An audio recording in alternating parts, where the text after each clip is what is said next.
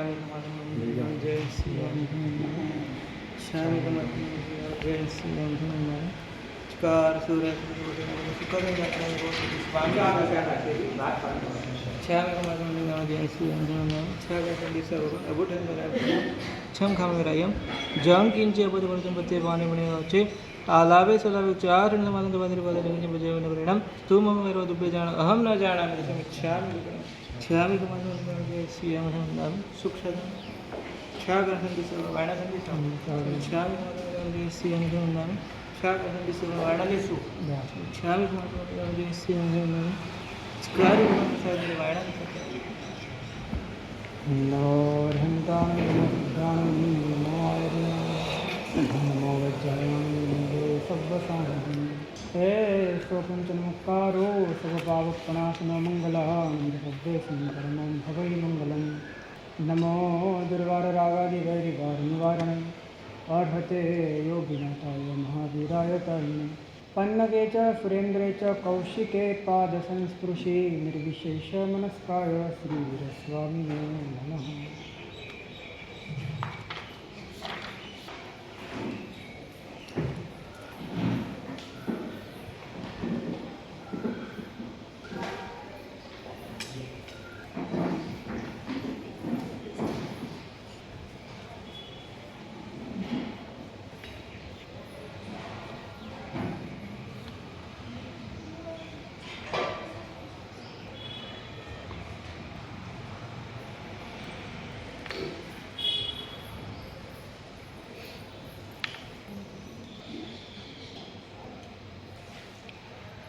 निरपेक्षानवच्छिन्न नंत चिन्मात्रमूर्त योगिनो गलितोत्कर्षापकर्षानल्पकल्पना। योगीओ केवा होय छे? चिन्मात्र मूर्ति होय छे, मात्र ज्ञान स्वरूप होय छे। केवुं छे ज्ञान स्वरूप? निरपेक्ष छे। ज्ञानाकार ज्ञेयाकार ने सापेक्ष है, ज्ञेयाकार ज्ञेय ने सापेक्ष है, परंतु ज्ञान स्वभाव निरपेक्ष है। चिन्मात्रपणु निरपेक्ष है, ज्या अन्यनी कोई अपेक्षा नहीं, अन्यना कारणे एनु अस्तित्व नहीं, स्वयं सिद्ध है, सहज है। कर्या विनाનું જ્ઞાન, થતું હોવા છતાં થયા વિનાનું જ્ઞાન,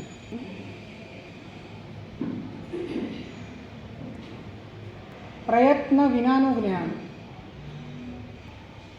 જેમાંથી આશય અને અપેક્ષા નીકળી ગયું છે એવું જ્ઞાન। જે જ્ઞાન બોલતું નથી, મૌન છે એવું જ્ઞાન। જે જ્ઞાન ચાલતું નથી, સ્થિર છે એવું જ્ઞાન। જે જ્ઞાન કશું લેતું કે મૂકતું નથી પણ પરિપૂર્ણ છે એવું જ્ઞાન। આવા જ્ઞાનને જેઓ સ્વરૂપ રૂપે અનુભવી રહ્યા છે, એટલે કે જેઓ જ્ઞાન સ્વરૂપ જ છે, જ્ઞાનથી અતિરિક્ત જેનું કોઈ સ્વરૂપ બચ્યું નથી, એવા યોગી પુરુષો હોય છે। યોગીઓનો દેહ જ્ઞાન છે, જ્ઞાન જ એમનો અસ્તિત્વ છે। નિરપેક્ષ આપણને સાપેક્ષ જ્ઞાન, સાપેક્ષ ચિત્ત સમજાયું છે, અનુભવાયું છે અને એમાં જ આધારતાની બુદ્ધિ થઈ છે, એમાં જ અસ્તિત્વ અને સુખની કલ્પના થઈ છે। તો સાપેક્ષ જ્ઞાન સાપેક્ષતા જ આપે અને સાપેક્ષતા પરાધીનતા આપે અને પરાધીનતા અંદરમાં અસ્થિરતા આપે, અસ્થિરતા અર્થ ધ્યાન આપે।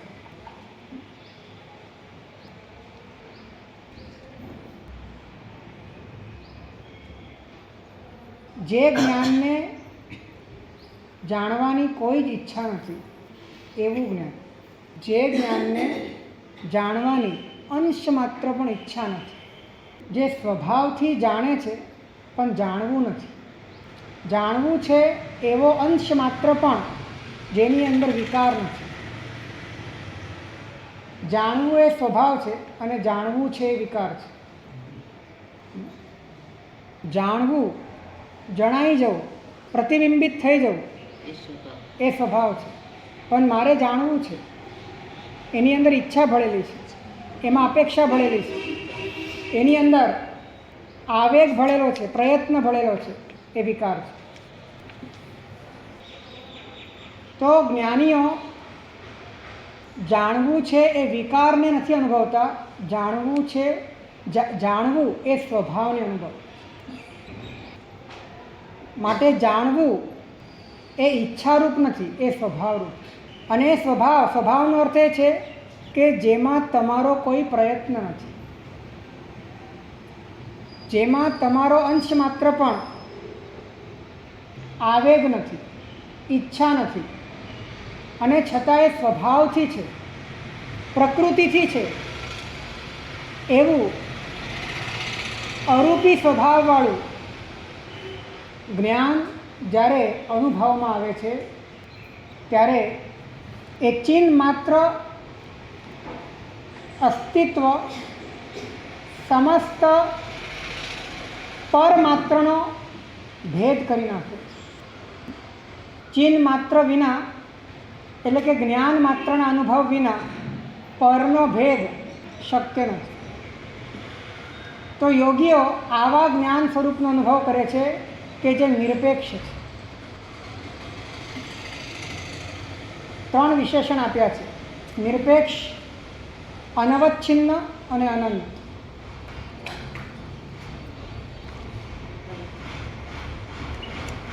તો યોગીઓ જે જ્ઞાન સ્વરૂપનો અનુભવ કરે છે એવું જ્ઞાન સ્વરૂપ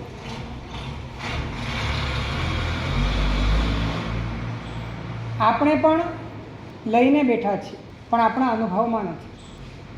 આપણે એના જ પ્રકાશમાં જીવી રહ્યા છીએ, પરંતુ એને જીવતા નથી. એના પ્રકાશમાં જણાતી વસ્તુઓને જ આપણે ભોગવી રહ્યા છીએ, પણ એને ભોગવતા નથી. કારણ કે આપણું પરિણમન જ્ઞાન તરફ નથી, જ્ઞેય તરફ છે, જ્ઞેયાકાર તરફ છે. આપણું જોડાણ એ પર તરફ છે, પર સાથે છે. અને પર સાથેનું જોડાણ સ્વના વાસ્તવિક સ્વરૂપના અનુભવમાં અંતરાય કરે છે. પર સાથેનું જોડાણ સ્વના વાસ્તવિક સ્વરૂપના અનુભવમાં અંતરાય કરે છે. સ્વનું વાસ્તવિક સ્વરૂપ હણાતું નથી, પણ સ્વના વાસ્તવિક સ્વરૂપનો અનુભવ હણાય છે. સ્વનું વાસ્તવિક સ્વરૂપ તો અવ્યાભાવ છે, પણ સ્વના વાસ્તવિક સ્વરૂપના અનુભવમાં અંતરાય ઊભો થાય છે. વાત સમજાય તો સમજવાનો પ્રયત્ન કરો.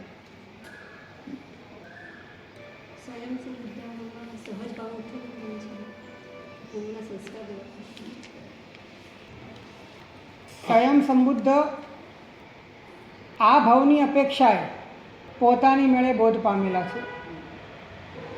પરભાવની અપેક્ષાએ ગુરુ આદિ દ્વારા બોધ પામેલા છે. આ એનો નિમિત્ત પરક અર્થ છે. બાકી તમે એને ઉપાદાન પરક અર્થ લો તો દુનિયાનો દરેક જીવ જ્યારે પણ બોધ પામે છે ત્યારે સ્વયં જ પામે છે. એ ક્યારેય બીજાથી પામી શકતો નથી, બીજો એને પમાડી શકતો નથી. એ પોતે જ સમજે ત્યારે જ પોતે પામી શકે. માટે દુનિયાનો દરેક પામેલ વ્યક્તિ એ અર્થમાં સ્વયં સંબુદ્ધ છે. કારણ કે નિમિત્તો તમને દિશા આપી શકે. વ્યાપાર સર્વશાસ્ત્રાણામ દિક પ્રદર્શનમેવહી પારંતુ પ્રાપયત્યેકો નુભવો ભવ વારિધે.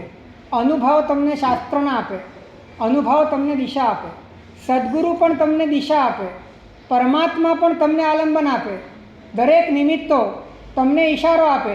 પરિણમન એ તમારું સહજ રીતે થાય છે. તું તો સહજ શક્તિ શું પ્રગટે ચિદાનંદ કી મોજ.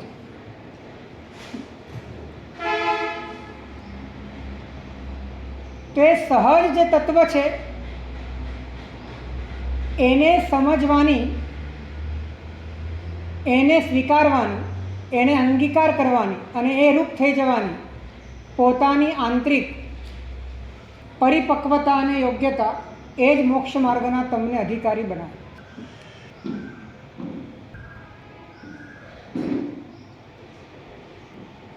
તમે કશું જ જાણવા માંગતા નથી. તમે તમારા તરફથી બધું જ મૂકી દીધું, બધું જ મૂકી દીધું. તમે તમને મૂકીને શૂન્ય થઈ ગયા, તમે ડિઝોલ્વ થઈ ગયા, તમે સમાપ્ત થઈ ગયા. હવે જાણી જોઈને જોડાઈને, જાણી જોઈને અને જોડાઈને જીવવાની કોઈ વાત નથી. જોડાઈને જીવો એટલે જાણી જોઈને જીવવું પડે, અને જાણી જોઈને જીવો એટલે જોડાઈને જ જીવવું પડે. આ નિયમ છે, અને ત્યાં કૃત્રિમતા સિવાય કાંઈ નથી. આપણે જોડાઈને જીવ્યા છીએ, જાણી જોઈને જીવ્યા છીએ, બનાવીને જીવ્યા છીએ. આપણી જાતને કૃત્રિમતાના અભિશાપથી આપણે કલંકિત કરી છે. જ્યારે તમે જોડાતા જ નથી, જ્યારે તમે જાણી જોઈને જીવતા નથી, ત્યારે તમે જીવો છો એ વાત નથી રહેતી, પણ જે તમે છો એને તમે જીવો છો એવી વાત રહે છે. તમે જીવો છો એ વાત નથી રહેતી, તમે છો એને તમે જીવો છો. જ્યાં સુધી તમે જોડાઈને જીવો છો, જાણી જોઈને જીવો છો, પકડીને જીવો છો, કશુંક ભોગવીને જીવો છો, કશુંક બનીને જીવો છો, ત્યાં સુધી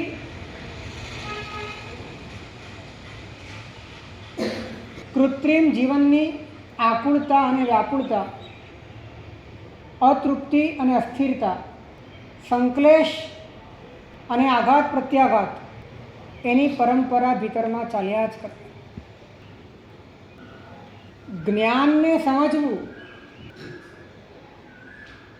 એ આપણા માટે કેટલું દુર્લભ બની ગયું છે, અને એ પોતે જ હોવા છતાં, એનાથી જ પોતાના જીવનની દરેક વાત પ્રભાવિત હોવા છતાં, દરેક પહેલું જ્ઞાનથી જ સમજાતું હોવા છતાં, પોતે જ્ઞાનરૂપ છે આ વાતને સમજવામાં કેટલી કઠિનાઈ પડે છે. તો એનો અર્થ એ છે કે કેટલા બધા આપણે જોડાયેલા છીએ, આપણે કેટલા કૃત્રિમ બનેલા છીએ, કેટલા આપણે પોતાના સ્વરૂપથી ભ્રષ્ટ થયેલા છીએ કે પોતાની વાસ્તવિકતા પ્રગટપણે વિરાજતી હોવા છતાં એનાથી વિકેન્દ્રિત થઈને, એનાથી ચ્યુત થઈને આપણે માત્ર અજ્ઞાન સ્વરૂપને શ્વસી રહ્યા છીએ.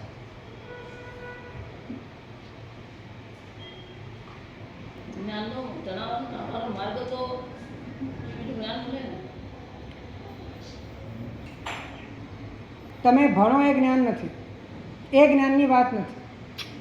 તમે લો એ જ્ઞાન નથી, એ જ્ઞાનની વાત નથી.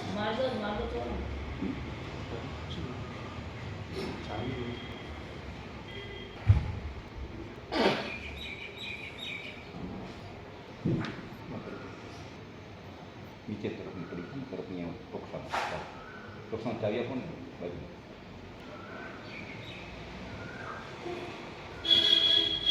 સાહેબ, સ્વભાવ અને વિભાવ બંને એક જ સમયે સમાંતર ચાલુ જ છે, પણ સ્વભાવ કર્તૃત્વ અને વિભાવ કર્તૃત્વ આ જ્યાં સુધી વૃત્તિ છે ત્યાં સુધી સ્વને પામી નથી શકતા. તો સ્વભાવ કર્તૃત્વ પણ ક્યાં સુધીનું હોવું જોઈએ? કોઈ જ કર્તૃત્વની આવશ્યકતા નથી, અને કર્તૃત્વ હોય તે સ્વભાવનું કર્તૃત્વ હોતું જ નથી, તે વિભાવનું જ હોય છે. સ્વભાવનું કર્તૃત્વ તો સહજ છે, એને કર્તૃત્વ શબ્દ તો ઉપચારથી આપવામાં આવે છે, બાકી તો સ્વભાવ સહજ છે. ત્યાં કર્તૃત્વ કરવું પડતું નથી, ને કરવું પડે એ કર્તૃત્વ ક્યારે પણ સહજ હોતું નથી, સ્વાભાવિક હોતું નથી. કરવું પડે એ કર્તૃત્વ વૈભાવિક હોય છે. જ્યાં તમારે જોડાવવું પડે વૈભાવિક હોય છે, જ્યાં તમારે જાણી જોઈને કરવું પડે વૈભાવિક હોય છે, જ્યાં તમારી સહજતા છે એ તમારી સ્વાભાવિકતા છે. જ્યાં તમારો પ્રયાસ નથી, એ તમારી સ્વાભાવિકતા છે. જ્યાં તમારી ભેદપૂર્વકની, પ્રયત્નપૂર્વકની ભેદને અભેદ કરવાની આંતરિક પરાધીનતા નથી, ત્યાં સહજતા છે. શાસ્ત્ર દિશા દેખાડે, સદગુરુ દિશા દેખાડે, પરંતુ એ દિશાને ઝીલવા માટેની પાત્રતા તમારી રુચિ વિના અને તમારી દૃષ્ટિ વિના મળતી નથી. શાસ્ત્રો, સદગુરુઓ અને તીર્થંકરો અનંતિવાર મળ્યા, પરંતુ એ મળવા છતાં કામ ન થયું, કારણ કે દ્રષ્ટિ અંદર તરફ જવા તૈયાર નથી. દ્રષ્ટિ પોતાના સ્વરૂપને સમજવા તૈયાર નથી. દ્રષ્ટિએ કાયમ એનો આશરો લીધો છે કે જે સાપેક્ષ છે, એનો આશરો લીધો છે જે અવચ્છિન્ન છે, એનો આશરો લીધો છે જે અંતપૂર્વકનું છે, એનો આશરો લીધો છે જે અધ્રુવ છે, જે અપૂર્ણ છે, જે પર છે અથવા પર સાપેક્ષ છે, અથવા જે વૈભાવિક છે. આ જ પોતાના ત્રિકાળ અબાધિત સ્વરૂપ સિવાયના તમામ પરિબળોનો આશરો લીધો, જેનાથી એને ટકવાની મહેનત કરી, અને ટકવાની જેટલી મહેનત કરી એટલું જ્ઞાન અજ્ઞાનમાં રૂપાંતરિત થયું, કારણ કે દ્રષ્ટિ એની પોતાના સ્વભાવ તરફ નથી, દ્રષ્ટિ એની સ્વભાવથી વિમુખ છે. સ્વભાવનો અર્થ છે જે ત્રણેય કાળ વિદ્યમાન એવી તારી પોતાની હયાતી છે, તારી પોતાની ગુણવત્તા છે, એ દરેક વિભાવની સ્થિતિમાં હાજર છે. એ દરેક પ્રકારના તારા પરિવર્તનોની વચ્ચે પોતાના મૂળ સ્વભાવે વિદ્યમાન છે. એને સમજવાની ક્ષમતા એ જ તમને અંતર્મુખ બનાવવાની દિશા આપે છે. તો ગઈકાલે આપણે વાત કરી હતી કે જ્ઞાનમાં 3 વાત છે. એક આકાર છે, એક પ્રકાશકતા છે, અને એક સત્તા છે. અને જ્યારે આકાર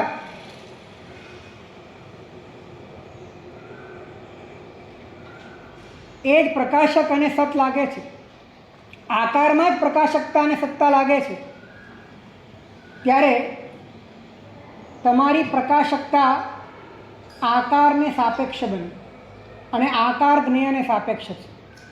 એટલે તમારું અસ્તિત્વ એ પણ જ્ઞેયને સાપેક્ષ બને, તમારું જ્ઞાન પણ જ્ઞેયને સાપેક્ષ બને, એટલે કે તમે પોતે જ જ્ઞેયને સાપેક્ષ બને.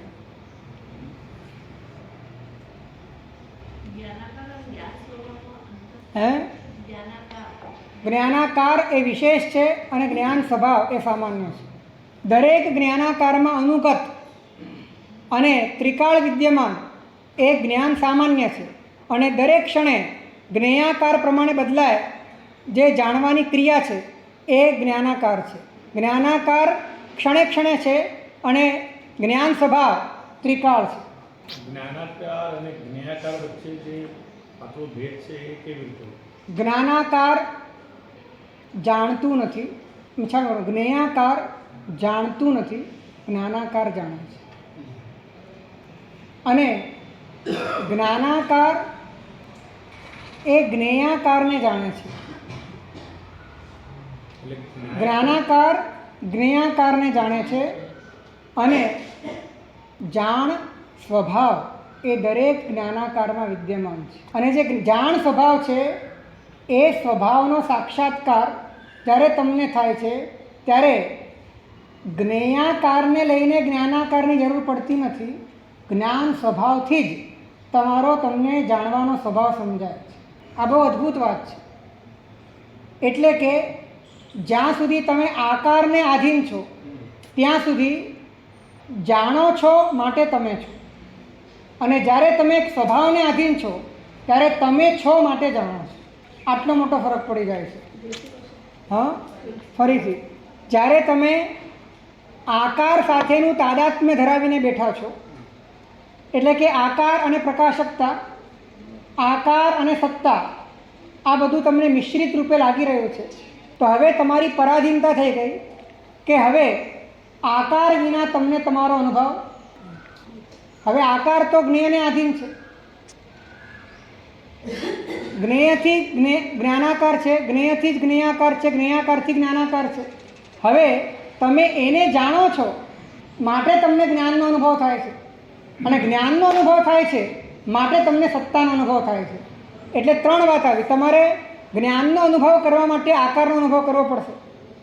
કેમ કે તમને જ્ઞાન શેમાં સમજાય છે? આકારનો અનુભવ કરવા માટે તમને કોણ જોઈશે?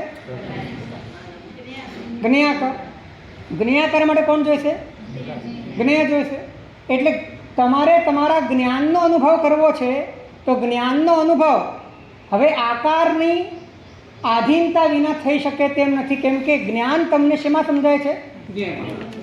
આકારમાં. જ્ઞાન તમને આકારમાં સમજાય છે. તમને હું પૂછું કે તમારી પાસે જ્ઞાન છે તો તમે હા પાડો, પણ તમે તરત પ્રશ્ન પૂછશો કે તમે કયા જ્ઞાનની વાત કરો છો, શેના જ્ઞાનની વાત કરો છો. એટલે તમે જ્ઞાનને ગુણ તરીકે નથી સમજી રહ્યા, જ્ઞાનને તમે કોઈક વિષયના આકાર રૂપે જ સમજી રહ્યા છો. દરેક મિથ્યાત્વી જ્ઞાનને કોઈક આકાર રૂપે જ સમજે છે. એ જ્ઞાનને, નક્કર જ્ઞાનને સમજતો જ નથી. એને પૂછો કે તારી પાસે જ્ઞાન છે તો તરત જ પૂછશે કે શેનું જ્ઞાન. તો એ શેનું જ્ઞાન જ્યારે પૂછે છે ત્યારે આકારની જ ચર્ચા કરે છે, ત્યારે આકારની જ વાત કરે છે. એની પાસે જ્ઞાન નામની વાત ખબર જ નથી. એને શેનું જ્ઞાન જ ખબર છે, જ્ઞાન ખબર નથી. હે, એની જ વાત ચાલે છે.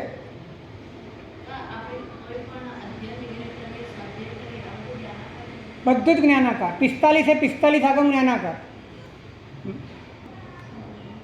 આગમ ભણી આગમ ધર થાકે. આનંદગંજીએ કીધું છે સમરો મંત્ર ભલો નવકાર. એ છે 14 પુરવનો સાર શબ્દ એટલા માટે કે તમને શૂન્યતા આપે છે. નમો શૂન્યતાની વાત કરે છે, તમને અસ્તિત્વમાં લઈ જાય છે. 14 પુરીઓ પણ વિકલ્પો કરી કરીને થાકી જાય છે. આ બધા જ વિકલ્પો છેલ્લે નિર્વિકલ્પતા માટે છે, માટે પ્રશસ્ત છે. આગમોના વિકલ્પ અને શાસ્ત્રોના વિકલ્પો પણ તમને આ સંસારની હેયતા અને સ્વરૂપની ઉપાદેયતા સમજાવીને તમારી બહિર્મુક્તાને તોડીને તમારી અંતર્મુક્તા લાવવાનું કામ કરે છે. વિકલ્પોથી વિકલ્પોને તોડે છે, માટે પ્રશસ્ત. એટલા માટે એટલે એ જ્ઞેયાકારથી જ્ઞેયાકારની પરાધીનતા તૂટે છે, માટે એ જ્ઞેયાકાર પ્રશસ્ત છે. જે જ્ઞેયાકારથી જ્ઞેયાકારની આધીનતા વધી જાય એ જ્ઞેયાકાર અને જ્ઞાનાકાર પ્રશસ્ત છે. જે જ્ઞેયાકાર અને જે જ્ઞાનાકારથી જ્ઞેયાકારની પરાધીનતા તૂટે અને જ્ઞાન સ્વભાવની મુખ્યતા વધે એવો જે પણ ઉપદેશ છે, એવો જે પણ જ્ઞાનાકાર અને જ્ઞેયાકાર છે તે પ્રશસ્ત છે. માટે જ નિર્વિકલ્પતામાં રહેલા મુનિને સ્વાધ્યાય ન કરે તો દોષ નથી. વિકલ્પ જ નથી. વિકલ્પ કરવાની સ્થિતિમાં હો ત્યારે સ્વાધ્યાય ન કરો તો દોષ છે. પણ વિકલ્પ કરવાની સ્થિતિમાં જ નથી અને સ્વાધ્યાય નથી કરતા તો દોષ નથી. તો આપણી વાત ચાલી રહી હતી કે જ્યારે તમે જ્ઞાનનો અનુભવ આકારમાં જ કરી રહ્યા છો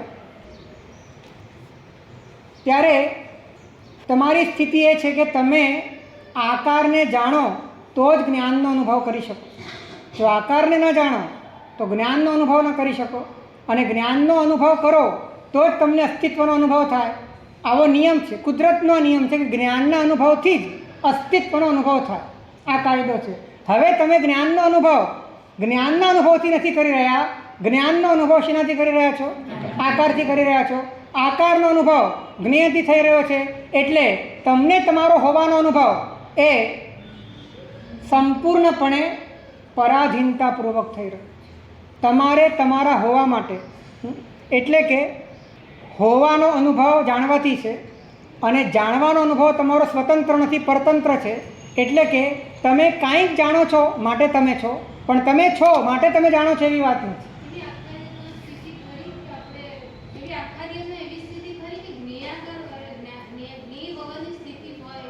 એવું નહીં બને.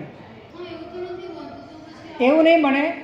એક વાત ધ્યાનમાં રાખજો, જ્ઞેયાકાર તમારા માટે વિલન નથી. જ્ઞેયાકાર સાથેનું જોડાણ વિલન છે.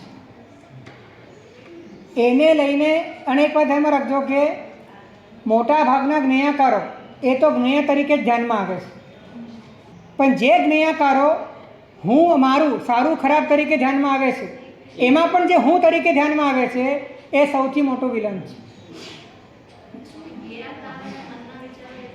હા ના, જ્ઞેયાકાર જ્ઞાનમાં છે અને જ્ઞેયાકારને લઈને જે સંકલ્પ વિકલ્પ થાય છે તે મનના વિચારો છે. હા, હું પણ તમે જ્ઞાનમાં કરો છો કે જ્ઞેયાકારમાં કરો છો?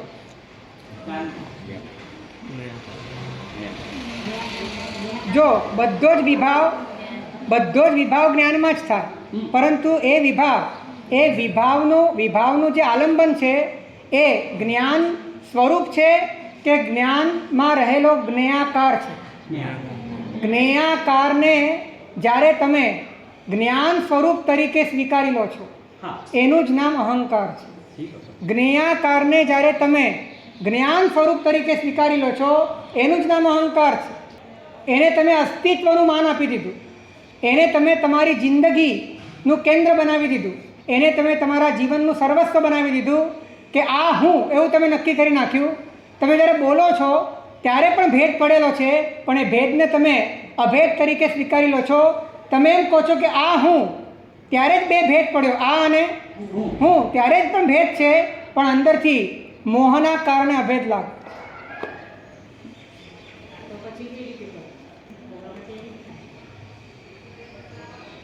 મોહ એ વાસ્તવિકતાનું પ્રતિપાદન નથી કરતો, મોહ એ કલ્પના છે. મોહ એ માત્ર તમારી આંતરિક વિકૃતિના કારણે ઉત્પન્ન થયેલો એક છલ છે, ભ્રમ છે. જેટલી તમે વાસ્તવિકતાને સમજવાનો પ્રયત્ન કરો છો, તમારી વાસ્તવિકતાને સમજવાનો પ્રયત્ન કરો છો, જ્ઞાન સ્વભાવને સમજવાનો પ્રયત્ન કરો છો, તેમ તમારા મોહના પડલ ઓટોમેટિક તૂટતા જાય. આ જ ઉપાય છે વાસ્તવિકતાની વિચારણા, તત્વનું ચિંતન, તત્વનું મનન, તત્વનું નિધિધ્યાસન અને તત્વનું ધ્યાન. એ તમારા મોહને ખતમ કરી શકે. મોહને ખતમ કરવા સિવાય તત્વાવબોધાત અપયાતિ મોહ, તત્વના બોધ વગર મોહને ક્ષીણ કરવાનો બીજો કોઈ ઉપાય નથી. અને તત્વ શું છે? જે 3 કાળ ટકે તે તત્વ. તો તત્વ શું છે? તો જ્ઞાન સ્વભાવ એ તત્વ છે. તો એ જ્ઞાન સ્વભાવ એને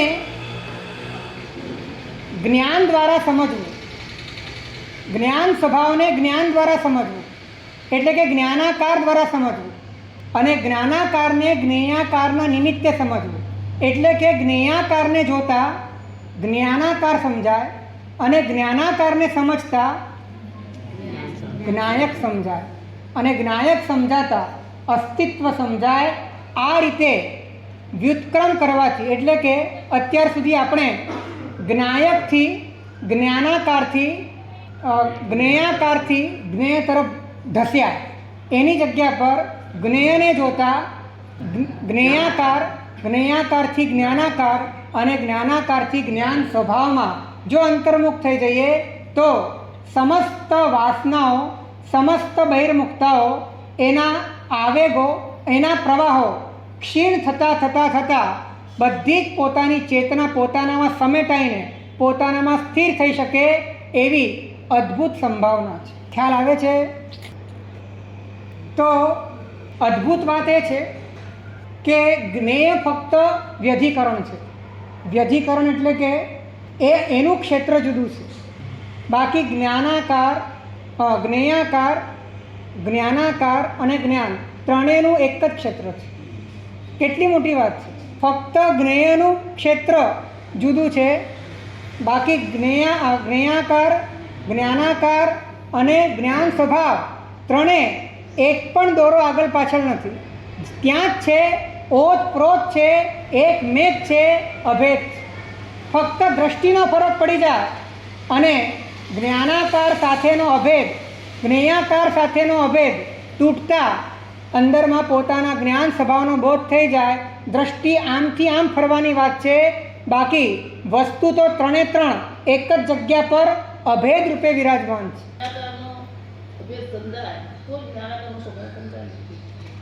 જ્ઞેયાકારનો અભેદ તૂટે, જ્ઞેયાકારનો અભેદ તૂટે તો જ્ઞાન સ્વભાવ એ અભેદ જ છે એવું સમજાય છે. ફરીથી જ્ઞેયાકાર સાથેનો અભેદ તૂટે તો જ્ઞાન રૂપ જ પોતે છે એ વાત પોતાને અભેદ ત્યાં કરવો નથી પડતો. એ અભેદ સ્વભાવથી છે. ફક્ત અહીંયા તમારે ભેદ સમજવો પડે છે, ભેદ અહીંયા કરવો પડે છે. એ ભેદ પણ કઈ રીતે થાય? જ્ઞાનને સમજતા જે ભેદ થાય. તો આકારને સમજતા જ્ઞાનને કેવી રીતે સમજતો?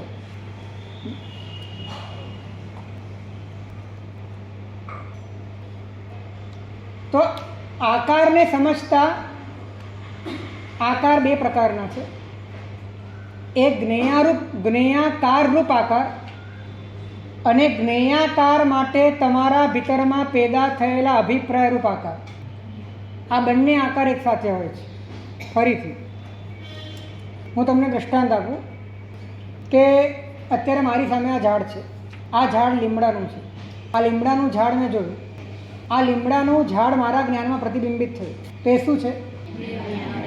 જ્ઞેયાકાર. અને આ ઝાડ કેટલું લીલું છે ને કેટલું સરસ છે. આ શું છે? શું છે? એ જ્ઞેયાકાર માટે ઉત્પન્ન થયેલો વિભાવ અભિપ્રાય છે. એટલે એ અભિપ્રાય પણ જ્ઞેયાકાર જ છે. બધું જ વિભાવ પણ આ બંનેને સમજવાની જરૂર છે. એક જ્ઞેયાકાર છે અને જ્ઞેયાકારને લઈને પેદા થયેલો વિભાવ છે. અને આ વિભાવ પણ એક પ્રકારે જ્ઞેયાકાર છે. કેમ?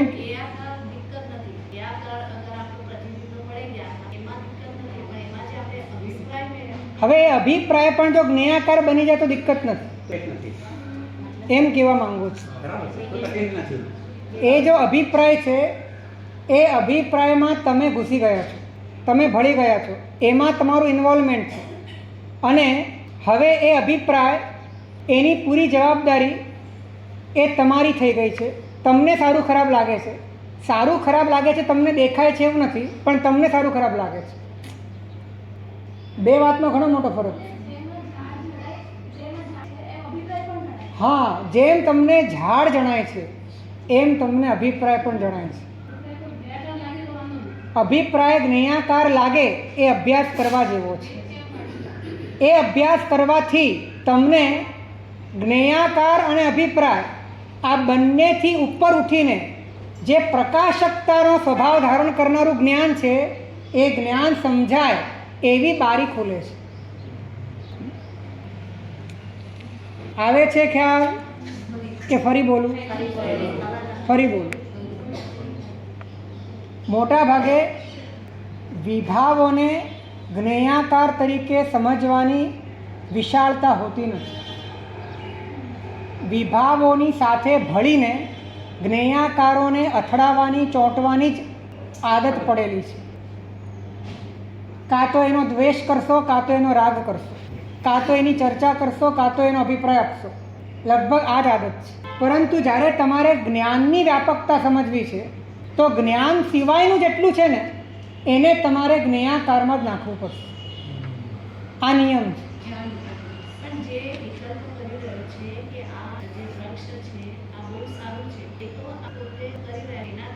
હવે સારું છે એવો જે વિકલ્પ છે એ વિકલ્પ જાણવાની ક્ષમતા ધરાવે છે, હા કે ના?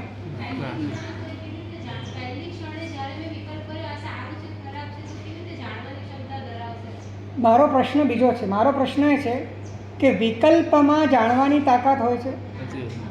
એવો મારો પ્રશ્ન છે.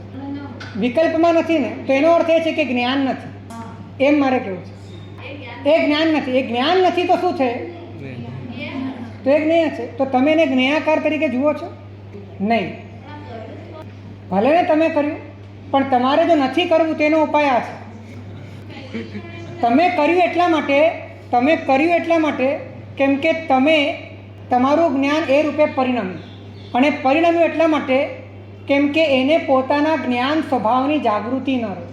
ને જ્ઞાન સ્વભાવની જાગૃતિ ન રહી માટે કર્મના ઉદયથી આવેલા વિભાવો સાથે એને પોતાનું એકત્વ કર્યું, ઇન્વોલ્વમેન્ટ કર્યું, એ ભળી ગયું. હવે આમાંથી છૂટવાનો ઉપાય છે કે જ્ઞાન તરીકે ઊભું રહે અને એના સિવાય ભલે જ્ઞાનમાં જ પેદા થયું, ભલે વિભાવ જ્ઞાનમાં જ પેદા થયો, પણ એ વિભાવ એની ઓકાત, એની મર્યાદા જ્ઞાન તરીકેની નથી, જ્ઞેય તરીકે. અને એની મર્યાદામાં જ એને રાખવો જોઈએ. એને જ્ઞાનની મર્યાદામાં લાવ્યા, જો જ્ઞાનની સાથે એને ભેળવી નાખ્યું તો તમારું જ્ઞાન ભ્રષ્ટ થઈ જશે. ત્યારે એ જ્ઞાનને વિભાવનો અભિશાપ લાગશે, ત્યારે એ જ્ઞાન વિભાવથી ખરડાઈ જશે, ત્યારે વિભાવ તમારી પરિણતિ બની જશે, નહીં તો એ વિભાવ તમારા માટે દ્રશ્ય બની જશે. હે, ભાવને જ્ઞેયમાં રાખવાની કળા શરૂઆતમાં બીજી ક્ષણે કરશો, ત્રીજી ક્ષણે કરશો કે ચોથી ક્ષણે કરશો, પણ એ કરતાં કરતાં વિભાવની ક્ષણ પહેલેથી જ તમે જાગતા હશો.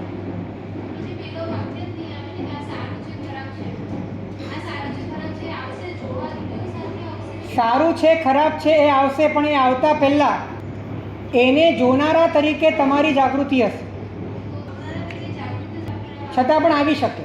પણ પહેલાં તમે સારું ખરાબ તમને આવતું હતું, હવે તમારામાં આવે છે. ખ્યાલ આવે? પહેલાં સારું ખરાબ એ તમને લાગતું હતું, હવે તમારામાં આ લાગી રહ્યું છે, પણ એ તમને નથી લાગી રહ્યું. લાગી રહ્યું છે એવું તમને ખબર પડે છે, બસ. હે, એ પણ જ્ઞેયાકાર છે. એટલે બે પ્રકારના જ્ઞેયાકાર, એક શુદ્ધ જ્ઞેયાકાર જે વસ્તુનું જ પ્રતિબિંબ પડી રહ્યું છે, અને બીજું અશુદ્ધ એટલે કે વિભાવરૂપ જ્ઞેયાકાર જે જ્ઞેયાકારને લઈને રિએક્ટ કરી રહ્યું છે. આ બંનેને તમે જ્ઞેયાકાર તરીકે જ જોવા માંગો છો, ત્યારે એની સાથેના ભળવા માટેની તમારી જે અનંતકાળની આદત છે, એ આદત ધીરે ધીરે બ્રેક થાય, ક્રેક થાય છે. અને અહીંયા આ જગ્યા એવી છે કે અહીંયા તમે જ્ઞાનને, જ્ઞાનાકારને સમજી શકો. હા, જો તમે વૃક્ષને જોયું, એટલે વૃક્ષનો આકાર એ જ્ઞાનાકાર, જ્ઞેયાકાર.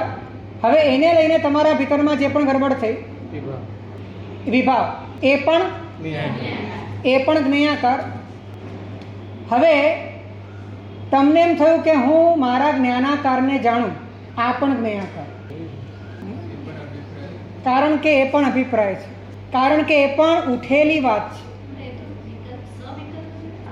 પણ વિકલ્પ છે તો એમાં પ્રયત્ન આવ્યો, વિકલ્પ છે અભિપ્રાય આવ્યો, વિકલ્પ છે એટલે રાગદ્વેષ થોડા ઘણા સૂક્ષ્મપણે ઈચ્છા રૂપે આવ્યા.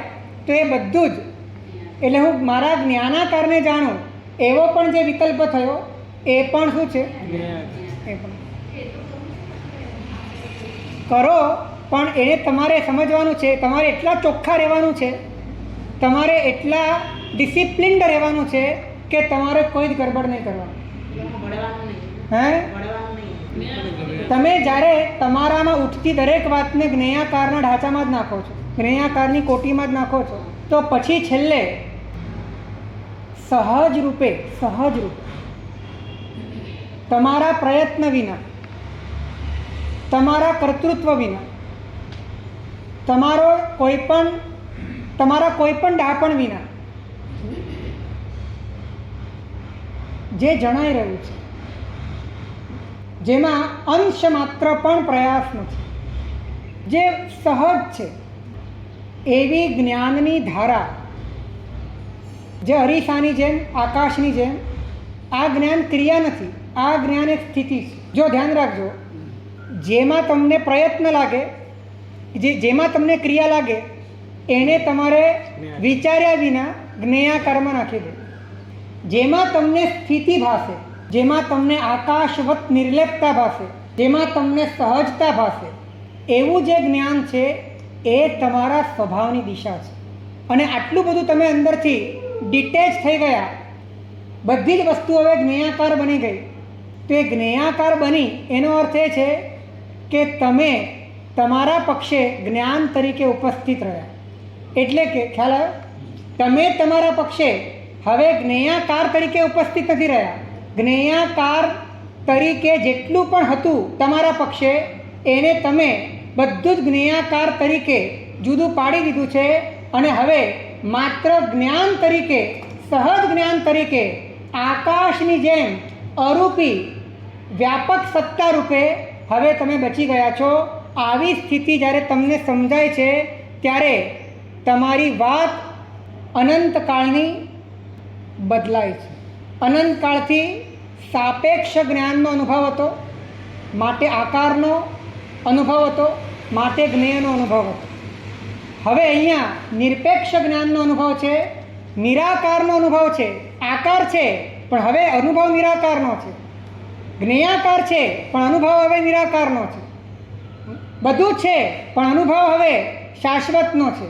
ત્યારે વાત આખી બદલાય છે અને અંદરમાં સ્વાધીનતાનું સામ્રાજ્ય ખુલે છે. અમે એમ નથી કહેતા તમને કે તમે અભિપ્રાય ન આપો.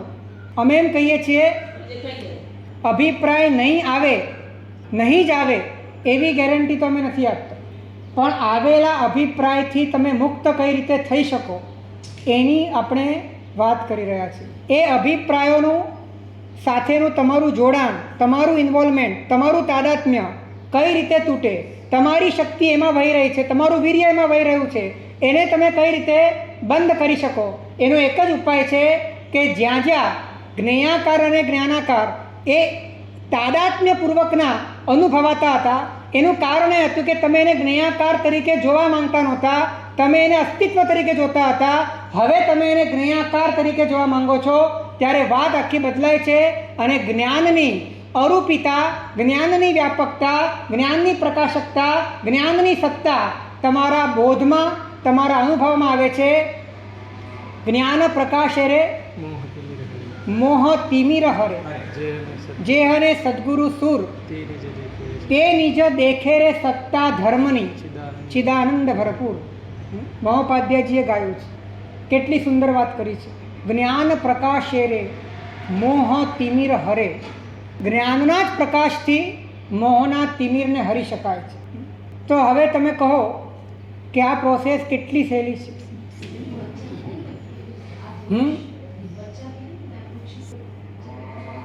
તો આ વૃક્ષ છે અને આ સારું છે. તો આ સારું છે એ વિભાવ છે અને આ વૃક્ષ છે જ્ઞેયાકાર છે. નહીં, વાત એ વાત નથી. વાત એ હતી કે જ્ઞેયાકારને તમે જાણો છો માટે તમે છો, કે તમે છો માટે જ્ઞેયાકારને જાણો છો. પણ અત્યારે અનુભવ એવો છે આપણો કે કાંઈક જાણીએ છીએ માટે આપણે છીએ. તો આ કેટલી ભયંકર પરાધીનતા છે. આ જીવનની પરાધીનતા છે. સૌથી મોટી પરાધીનતા જ આ છે કે તમને તમારી હયાતીનો અનુભવ કરવા માટે જ્ઞેયની જરૂર પડે છે. હા, એને માટે પણ લાગુ પડશે, કેમ કે જીવને જ્ઞેય સાથેનો અનુભવ એ વિભાવના કારણે જ અનુભવાય છે. માટે જ્ઞેયાકાર વિના અને વિભાવ વિના એને ચેન નહીં પડે. એટલે વિભાવ અને જ્ઞેયાકાર એ બંને એના જિંદગીનો જાણે કે અભેદ્ય અભિન્ન પાર્ટ બની ગયો છે. એ જોઈશે જ. તમે જોજો એનું. અને હું તમને પ્રૂફ આપું કે ઘણા વખતથી કોઈ સમાચાર ન મળે આપણને, રૂટીન લાઈફ ચાલતી અને ઘણા વખતથી મકાનમાં કાંઈ બન્યું ના હોય. આ સ્થિતિમાં એવું લાગે કે જીવનમાં મજા નથી. આવું થાય છે.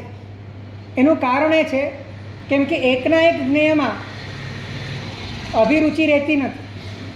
નવા નવા જ્ઞેય જોઈએ, નવા નવા જ્ઞેય સાથેનું જોડાણ જોઈએ, એ જોડાણના માધ્યમે નવા નવા વિભાવ જોઈએ. એટલે વિભાવ અને જ્ઞેયાકારો એની સતત બદલાતી શૃંખલા એ જ જાણે કે જીવનની અનુભૂતિ છે, જીવનની મજા છે. આ જ સમસ્ત પાપોની યોની છે.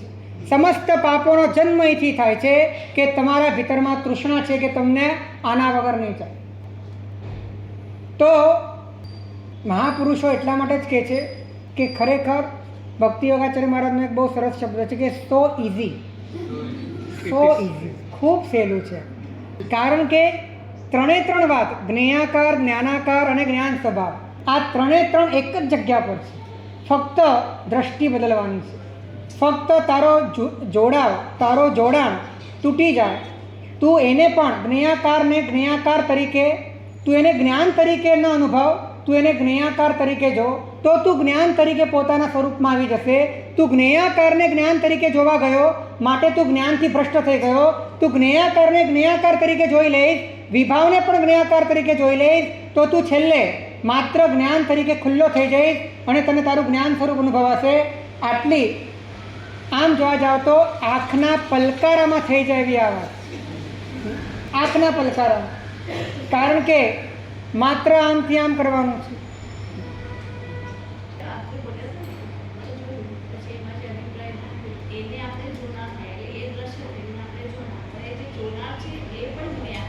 જે જોનાર છે એ પણ જ્ઞેયાકાર છે. કેમ કે એ તમે જેને હું માનો છો એ પણ જ્ઞેયાકારમાં જ છે. તમે જેને મારું માનો છો એ પણ જ્ઞેયાકાર છે. તમે સારું અને ખરાબ માનો છો એ પણ જ્ઞેયાકાર છે.